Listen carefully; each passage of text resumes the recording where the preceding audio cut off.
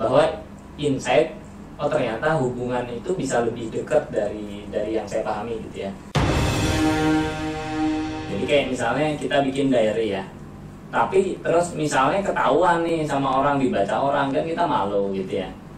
Kalau misalnya ini tadi kok malah kayak istri punya masalah, katakanlah gitu ya, istri punya masalah nulislah di sini, terus malah suaminya baca gitu. Ini konsepnya gimana sih sebenarnya? Emang sebenarnya nanti biar ketahuan atau gimana gitu? Soalnya kan kita ragu, sorry saya ini lanjutin lagi, karena kan saya jadi ragu kalau saya mau nulis, kalau ketahuan jadi masalah dong gitu. Gimana tuh? Jadi jurnal perasaan tuh kita pakai tagline-nya tuh untuk orang-orang yang punya keluh kesah tapi susah berkata. Okay. Nah, tujuan utamanya itu tuh karena konsepnya kan kalau kita punya masalah tapi kita pendam sendiri, mungkin masalahnya tuh bisa adem tapi nggak kelar. Karena kalau masalah dengan orang lain, kalau kita nggak ngomong, orang lain nggak tahu apa sih yang kita keluhkan. Akhirnya masalahnya mungkin numpuk tapi nggak terselesaikan baik. Bisa jadi emosinya ketimbun tapi bukan hilang. Nah, tujuannya adalah ketika kita nulis itu kan, kalau di kita tuh kita nggak ada batasan nulis. Mereka mau sumpah serapah, mereka mau misalnya justru berkata yang sopan, itu sorry, kalau gambar boleh juga? Boleh, makanya kita kasih dot. Ntar itu akan kita ini Okay. Kenapa harus dot. Jadi ketika artinya kan semua emosi negatif itu dituangin di kertas. Makanya di kotak terakhir itu kita buat rasa syukur. Jadi walaupun kita marah seperti apapun, di akhir kita harus buat kesimpulan apa nih solusi dari masalah kita, apa nih rasa syukurnya. Jadi orang yang baca mungkin di awal kan sakit hati, kesal karena oh ini sih yang menurut dia tentang aku negatif semua nih. Tapi kalau dia baca sampai akhir, ada nih solusi apa yang harus aku lakuin. Jadi kayak kalau di salah satu teman yang kita coba dampingi itu, jadi dia misal dia emosi karena suaminya terlalu sering keluar rumah. Kalau biasanya kan orang cuma nuntut doang, kamu jangan keluar rumah terus dong. Tapi solusinya nggak ada. Nah, dengan ada solusi itu ada pertimbangan untuk dari yang baca, apakah aku bisa lakuin atau harus dikomunikasi lagi nih, boleh nggak nih dikeluarin jamnya kayak gitu. Jadi kalau misalnya kita nulis nih, katakanlah kebetulan kasusnya spesifik ya, kebetulan suami istri atau misalnya orang tua dan anak gitu ya, kan spesifik ya. Nah itu lebih baik kita selesaikan dulu tulisannya baru dikasih, atau boleh bertahap, berbab atau gimana? Sarannya gimana nih? Dari kita tuh paling direkomendasi itu ketika udah selesai semua. Karena kalau kita tulisnya misal per bab atau per event, bisa jadi nih bukan event lama yang keluar, tapi event baru. Karena untuk nge-recall kan susah. Nah, terus dari kita tuh mempertimbangkan gini, karena kalau kayak di aku sendiri kan untuk nge-share emosi itu susah. Jadi kalau aku dulu tuh kadang masalah yang di luar keluarga tuh aku nggak bisa share ke orangnya langsung. Nah, dari kita tuh nanti ketika di grup itu kita akan bimbing gimana caranya untuk nyelesain masalahnya dengan orang lain, tapi tanpa harus ketemu. Tapi setidaknya masalah itu tuh harus rilis, makanya harus ditulis semua. Saya pertanyaan agak sulit dikit. Jadi saya baca ini, tahu ini kan sebenarnya dari IG live-nya Mbak itu ya, Mbak Yola sama di sini cerita ya. Nah di situ diceritain juga kayak kasusnya, katakanlah kondisi permasalahan antara anak dan orang tua. Ada dua hal yang mau saya tanya ini. Yang pertama, permasalahan itu kan ya memang hal insight baru lah, bahwa oh ternyata hubungan anak dan orang tua bisa sedekat itu gitu. Kayak misalnya ada banyak hal yang saya nggak sampaikan lah ke orang tua gitu ya, karena kekhawatiran saya melukai mereka, kekhawatiran saya ini mungkin nggak pantas juga saya sampaikan misalnya gitu ya. Dalam artian bisa jadi itu kesalahan-kesalahan saya yang nggak terkait sama mereka, sehingga ya nggak ada positifnya juga saya sampaikan. Itu yang pertama, bahwa misal gini nih, ada teman kita yang mungkin bercanda, misal kok kamu gendut hari ini, ternyata yang diomongin ternyata misal tersinggung karena ternyata nih di luar dia temannya tahu dia udah diet, dia udah nahan makan yang emang berat dan menyiksa diri sendiri, terus masih dibilang gendut, akhirnya sakit hati. Nah, ada orang yang udahlah memang mulutnya kayak gitu, ada yang ikhlas. Tapi masalahnya nggak kelar. Kenapa? Karena orang ini nggak tahu kita nggak suka dibilang gendut. Assalamualaikum warahmatullahi wabarakatuh. Nah kalau kita ngomong, jadi masalah keluar dua orang ini tidak punya kebiasaan lagi untuk bilang kita gendut. Di kita bisa ngeris emosinya. Kalau kita cuma ikhlas doang tanpa ngomong, kemudian hari orang ini bisa jadi ngomong hal yang sama. Kenapa? Karena dia nggak tahu kalau itu titik tersinggungnya kita. Nah itu perasaan itu kayak gitu. Lebih ke mediasinya lebih sana. Kalau kita nggak komunikasikan, orang nggak tahu apa yang kita keluhkan. Jadi kalau kita komunikasi, sebenarnya kita perbaiki diri. Gitu. Oke. Sebetulnya buat saya ini agak sulit dipahami ya. Dalam artian jurnal perasaannya saya paham. Tapi ketika jurnal perasaan ini diserahkan ke orang yang bersangkutan, ini another problem gitu buat saya. Ya betul. Ya, ngerasain juga ya. Iya itu jadi akan bakal dua tuh. Makanya ada pilihan kalau teman-teman, kalau di kita tuh option pertama, teman-teman harus berani untuk share ke orang yang langsung. Karena itu titik teman-teman udah siap untuk bicara ke orangnya. Tapi ada yang emang nggak bisa banget untuk ngomong. Makanya pas di grup itu akan dibantu sama teman-teman profesional untuk dia terapi gimana nih untuk nge-share emosinya tanpa harus ketemu. Tapi option pertama itu yang kita akan anjurin, biar istilah itu kayak udahlah lari dari masalah terus. Ayo coba untuk hadapi. Emang awalnya itu takut. Tapi coba kalau emang nggak bisa banget, atau misal ternyata orang yang kita punya permasalahan udah jauh banget, udah beda luar kota atau beda luar negara atau malah meninggal. Tapi kan kita harus share. Nah, di grup itu akan dibantu tentu sama profesional. Oke, nah grup ini bentuknya apa sih? Kayak grup WA gitu, apa grup apaan? Jadi grupnya itu kita kumpulin di Telegram, karena di Telegram kan kalau kita lihatnya lebih mudah untuk share informasi lebih banyak. Betul. Nah, jadi di grup itu tuh nanti kalau diharapkan kita tuh akan ekosistem atau kebiasaan di grup itu tuh teman-teman udah biasa untuk share. Wah, hari ini gini. Jadi kayak setiap orang nih akan PFA, akan first aid psikologi teman-temannya secara mandiri harapannya. Tapi di awal tentu harus ada kebiasaan kan. Jadi di awal pasti harus ada diinstal gimana caranya teman-teman biasa share, karena biasanya malu untuk share masalah pribadi ke orang lain. Tapi di grup ini kan sifatnya bukan share masalah pribadi ke orang yang random, tapi tujuan sama. Di grup ini kita udah masuk di grup yang tujuannya sama-sama untuk memperbaiki diri sendiri dan orang lain. Jadi kan istilah itu vibe dari grup itu udah positif. Nah, jadi harapannya setelah teman-teman udah kelar masalahnya, waktunya untuk bantuin temennya ngelarin masalah mereka sendiri. Nah, di grup itu nanti. Nah, kalau tadi kan sempat disampaikan ini kan 00, terus ada 01, insya Allah 2, 3, 4 ya. Yang tadi diceritakan sampai 4. Nah, itu apakah memang sebaiknya dimulai dari 00 atau mungkin ada juga yang iseng mau lompat gitu, disarankan atau enggak tuh?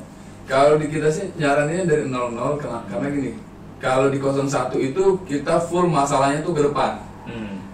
Makanya namanya reason to live, kita akan gali hal-hal apa nih yang perlu kita ambil untuk nyampai tujuan hidup kita. Jadi di belakang tuh nggak lagi. Nah, kenapa 00? Karena gini, kalau kita tuh ibarat gelas nih. Kalau kita mau isi air teh, tapi di situ udah ada air sirup, kalau kita campur bisa aja, tapi bukan pure air teh sirup. Bagus apa enggak? Tergantung masing-masing. Tapi kalau kita mau isi air tehnya full, kita harus kelarin dulu masalahnya. Nah, air sirup itu kayak masalah. Kalau kita nggak ngelarin masalah negatif kita, kalau di bawah sadar kan gitu. Kalau kita mau install hal yang positif itu akan lebih sulit, karena hal negatif itu cenderung lebih kuat dibandingin hal positif. Nah, tujuan tuh di 00 kita ngeluarin dulu nih hal-hal negatif dari kita. Pas di 01 kita udah tinggal untuk menginstal hal positif. Jadi akan lebih mudah, bukan akan mudah, tapi lebih mudah dibandingin kalau kita masih punya hal-hal negatif. Oke. Ya, bagian ini memang agak sulit lagi ya. Tadi yang kesulitan pertama di saya adalah kalau menyampaikan hasil tulisan saya ke orang yang bersangkutan, itu pasti masalah. Nanti semoga saya udah bisa selesai nulis dan mungkin juga bisa disampaikan. Tapi masalah lain adalah bahwa seringkali kita merasa nggak punya masalah gitu ya. Saya dulu sempat bikin sejenis ini, walaupun nggak terlalu berhasil. Kalau ini setebal ini saya mungkin berhasil 3 lembar lah gitu ya. 3 lembar, habis itu stuck. Tapi terus kebetulan ada hal lain, ya saya bablasin aja hal lain. Cuma memang bisa dibilang masalahnya sampai sekarang nggak selesai. Berapa tahun ya? 15 tahun sudah lewat kali ya, nggak selesai. Tapi ya gitulah, artinya kalau saya ngerasa sih memang ada hal yang tidak bisa optimal dari diri saya gitu. Ada beberapa target saya yang lompatnya susah banget sampai sekarang, dan itu mungkin kalau saat itu ini bisa selesai sampai segini, ya bukan artian setebal ini juga, tapi tahapannya, babnya itu sampai clear gitu ya. Mungkin juga akan terbantu. Nah, saya nggak tahu apakah saya masih bisa recall atau enggak. Mungkin bisa dibantu dengan buku ini. Artinya begini, saya menyampaikan bahwa bisa jadi kita sudah cukup sukses sebetulnya, tapi bisa kalau dihitung-hitung tuh sebenarnya kita bisa lebih sukses lagi gitu, karena ada burden tertentu, ada penghalang tertentu yang begitu rumit, dan waktu itu agak terbuka dengan proses yang sejenis ini. Ya, saya berterima kasih kepada teman saya lah ya. Saya nggak terlalu dekat sebetulnya, tapi beliau berkenan untuk membantu saya melalui masa-masa itu. Silahkan Pak, kalau mau ada lagi yang mau disampaikan. Mungkin ini ya, gimana cara dapetinnya. Karena kita belum terlalu banyak promosi, karena kan kita masih open PO. Jadi kalau teman-teman yang mau dapetin bukunya dengan harga yang lebih murah, itu teman-teman bisa DM ke Sini Cerita, di @sinicerita.id atau di @sampaikapan.com. Itu nanti akan dibantu teman-teman admin di sana untuk ngarin teman-teman gimana cara untuk ordernya. Oke. Kalau untuk harga sekarang, kalau harga open PO sekarang itu di 120.000. Jadi ada diskon 30.000, di harga normal itu 150.000. Itu sih. Semoga kita bisa ketemu di grup yang sama. Amin. Tapi saya belum selesai. Saya masih banyak pertanyaan. Saya kalau disuruh nanya seharian bisa. Tapi kita batasi. Jadi buku ini kan gini ya Pak. Tadi sempat disinggung juga. Ini kan bentuknya titik-titik ya. Terus ada kota yang coba saya deketin. Oke, jadi itu bentuknya titik-titik. Terus ada kota di satu sisi bagian bawah. Hampir setiap halamannya begitu. Saya karena terkait dengan copyright, saya tidak baca detailnya ya. Ini kan ada yang detail-detail ini perlu ini copyright, karena saya nggak bahas itu, tapi saya bahas secara umum aja dulu ya. Karena memang yang tulisan detail ini sebetulnya yang akan sangat membantu kita semua ketika mau menyampaikan sesuatu gitu ya. Silakan. Jadi kenapa dot? Kalau kita pakai desain yang buku pada umumnya tuh pasti akan mantiknya tuh cenderung ke nulis. Kalau garis-garis, karena di otak kita udah terbiasa dengan buku ini kita nulis. Tapi kalau itu kosong, biasa itu cenderung mantik ke hal yang akan kita gambar. Karena untuk nge-guide nulis kalau bukunya kosong banget itu akan sulit. Biasanya tulisannya miring. Karena kebiasaan manusia itu akan lebih ke hal yang rapi, itu akan lebih sulit. Nah, kenapa dot? Jadi ini akan menjadi lebih bebas kalau teman-teman mau bentuk tulisan, ada dot yang untuk nge-guide biar tulisan tetap dalam paragraf yang lurus. Tapi kalau teman-teman mau gambar, karena beberapa orang tuh nggak bisa ngasih emosinya dalam bentuk tulisan, mungkin nggak ada kata yang tepat, jadi teman-teman bisa gambar. Jadi buku kenapa dot tuh, jadi teman-teman kalau mau ekspresi dalam bentuk tulisan bisa, dalam bentuk gambar jauh lebih mudah gitu. Jadi artinya memberikan guideline tapi tetap ada bebasnya. Nah, saya agak ekstrim nih kalau misalnya hampir semuanya saya gambarin binatang gitu ya, atau mungkin kata-kata kasar aja yang keluar tuh kasar aja gitu. Gimana tuh? Kita nggak ada batasan untuk nulisnya gimana, karena tiap orang itu mengekspresikan beda-beda. Sebenarnya bukan bentuk tulisannya yang berpengaruh, tapi momen ketika kita nulis yang ngebantu kita ngerilis. Kita nulis binatang, kalau kita cuma gambar tanpa ada event tertentu, ya gambar itu tidak akan punya makna. Tapi kalau kita gambar, tapi misal kita lagi bayangin kegagalan kita masa lalu, nah proses menggambar itu ya sebenarnya membantu rilis. Makanya kalau kita bilang tuh, kalau teman-teman beli buku ini nih, nggak serta-merta masalahnya kelar. Cuman kalau teman-teman ngikutin dan emang nulis dengan sungguh-sungguh, buku ini bisa membantu. Jadi buku ini tuh bukan obat, bukan kayak obat kalau batuk terus kita beli Panadol terus kelar. Buku ini nih tetap mantik yang teman-teman gimana cara nyelesain masalah teman-teman, tetap bantuan teman-teman sendiri. Buku ini jadi support. Nah, ketika pertama kali saya pegang buku ini, satu hal yang sangat saya suka adalah bahan ini ya, ring, pakai ring. Jadi ring ini buat saya penting. Saya itu kalau nulis di buku biasa, Mas, itu satu muka geser gini, baru nanti setelah itu bukunya saya balik, saya tulis satu muka lagi. Jadi satu sisi gitu. Saya nggak mau nih bolak-balik. Kenapa? Karena buat saya itu mempengaruhi perasaan saya. Jadi ketika saya nulis di halaman baliknya dan kondisinya harus ditekuk-tekuk itu nggak lancar gitu. Nah ya terima kasih sudah mendengar kata-kata yang belum pernah saya sampaikan ini. Jadi kalau ini kan enak ya. Ya mungkin waktu ngelipatnya sedikit repot, tapi sebenarnya ketika sudah dilipat, ya ini depan belakang sama gitu. Depan belakang sama, itu kelebihan dari ring ya. Dan kualitasnya bagus. Artinya saya juga sering bermasalah dengan buku yang kalau saya tinggal seminggu balik-balik udah lecek gitu ya. Kalau ini dia kertasnya kuat, cukup bagus lah. Terus ini kayaknya warna kertasnya dipilih yang seperti ini, ada maksud tertentu ya. Ini bukan HVS putih kuning dan tidak terlalu berat karena bahannya juga enteng. Bisa saya masukkan ke tas harian saya. Terima kasih banyak sudah berbagi. Saya mau nanya lagi, tapi mungkin ada yang mau disampaikan lagi, disampaikan dulu.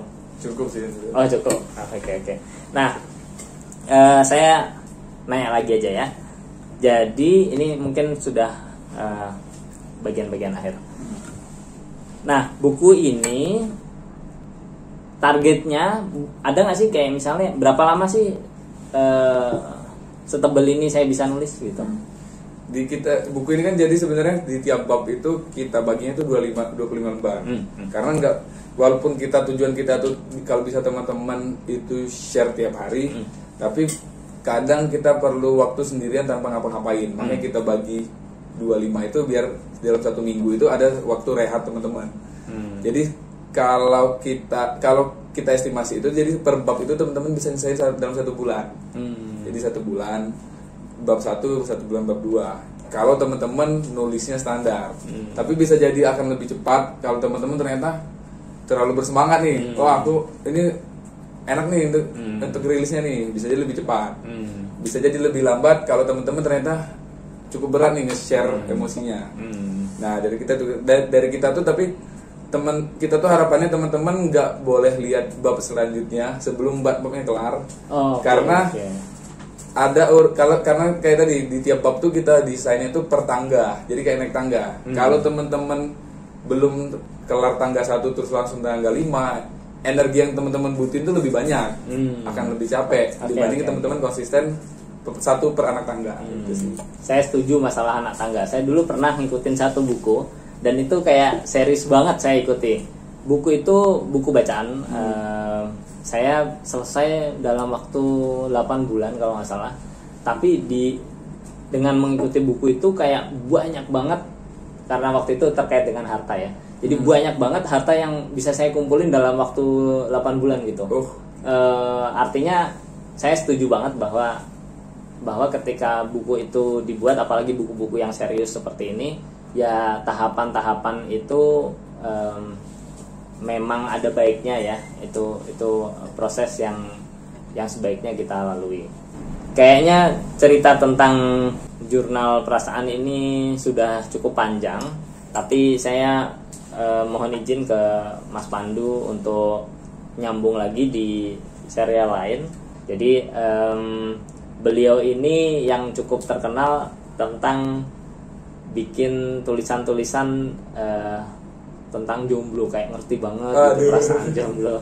Terus pokoknya tentang hal-hal itulah. Saya mungkin nggak bisa jelasin detail, tapi bisa dilihat nanti saya sampaikan di Instagramnya ya. Lebih banyak disampaikan di Instagram, dan saya sangat yakin teman-teman setuju bahwa ketika baca itu kayak wah pas banget gitu ya. Baik itu cowok, baik itu cewek, baik itu yang sudah menikah, baik itu yang belum, baik waduh kayak ini banget lah. Nah, saya mungkin minta izin Mas Pandu, saya lagi nyiapin satu serial lagi terkait dengan rasa. Nah, mungkin saya lebih nanya agak liar tentang gimana kok bisa sih tahu kayak gitu ya. Mungkin saya nggak bisa bahas detail tentang tips-tipsnya, bisa dilihat aja langsung di Instagram. Terus juga tentang nanti mungkin secara nggak langsung nyambung juga ke sampaikapan.com dan sini cerita lebih detail. Mas Pandu ada lagi yang mau disampaikan? Semoga teman-teman yang nonton ini bisa, harapan saya sih kita bisa tumbuh bareng-bareng dengan salah satu jembatannya sama dengan jurnal perasaan. Karena kalau dari saya, kenapa saya buat buku ini? Karena saya ngerasa saya dapat manfaat dari nulis dan ngerilis dengan cara ini. Makanya saya mikir setidaknya mungkin kalau punya ilmu yang banyak saya belum punya, tapi setidaknya saya punya hal yang positif walaupun sedikit sehingga bisa di-share ke teman-teman yang mungkin bisa cocok. Amin. Terima kasih banyak Mas Pandu dan tim sampaikapan.com dan juga sini cerita.id yang sudah berkenan meluangkan waktunya, pikirannya sampai jadilah buku ini yang insya Allah bisa banyak membantu kita semua dari berbagai sisi. Saya tutup, mohon izin. Assalamualaikum warahmatullahi wabarakatuh.